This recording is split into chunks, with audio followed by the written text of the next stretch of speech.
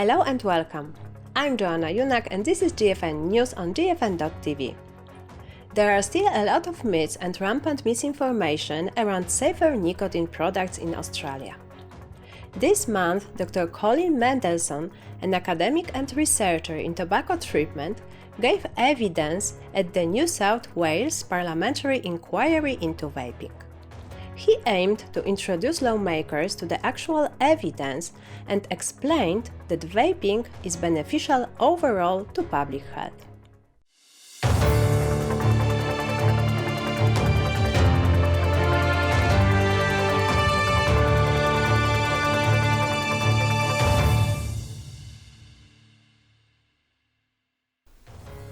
Today we are introducing fragments of Colin's speech, and the full video can be found on Colin's blog.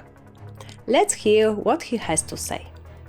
So Australia's policy on vaping is driven by valid concerns about harm to young people. But we need to balance the small harms to young people against the substantial benefits of vaping in reducing death and disease from smoking.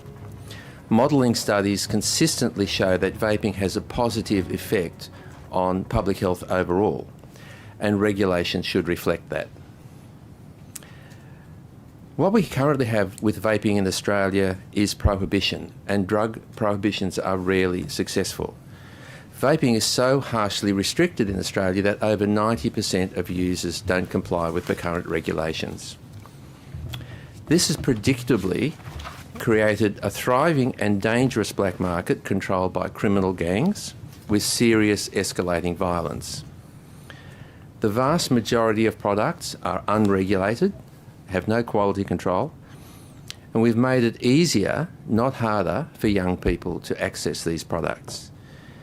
And perhaps most importantly, we've reduced legal access by smokers who need these products to quit. To answer some of the questions, is vaping a health crisis? Absolutely not. It's perceived and promoted as a health crisis.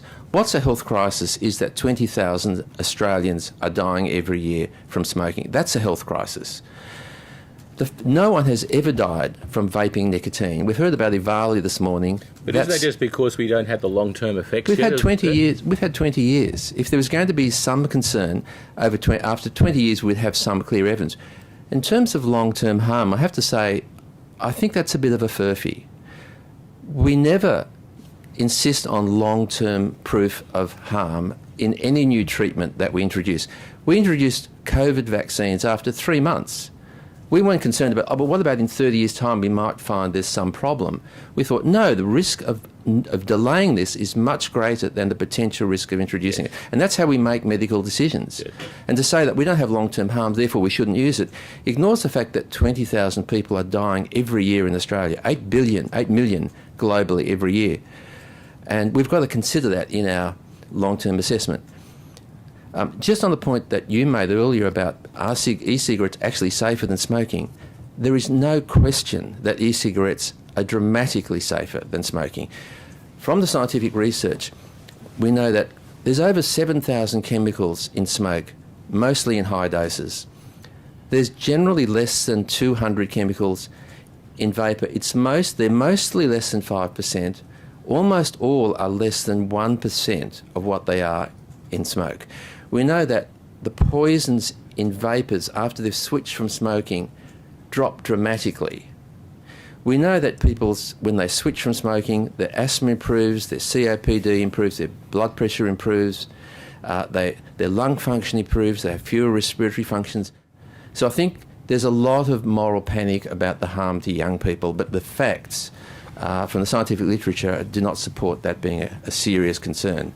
And I have to say that of all the people who vape in Australia, teenagers are less than 5% of the total.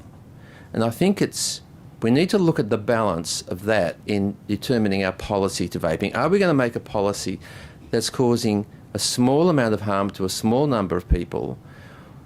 And to what extent do we need to consider the needs of the 95% of people who vape, who are at immediate and substantial risk from smoking, which otherwise many of them would be doing?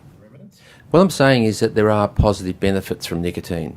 And that's one of the reasons people smoke. They smoke to relax, they smoke to help them concentrate, they smoke because they enjoy it. I'm saying that some of the kids who use these products will experience some of those positive benefits. I'm also saying that I don't think kids should smoke or vape, but that's why they're choosing to use these products.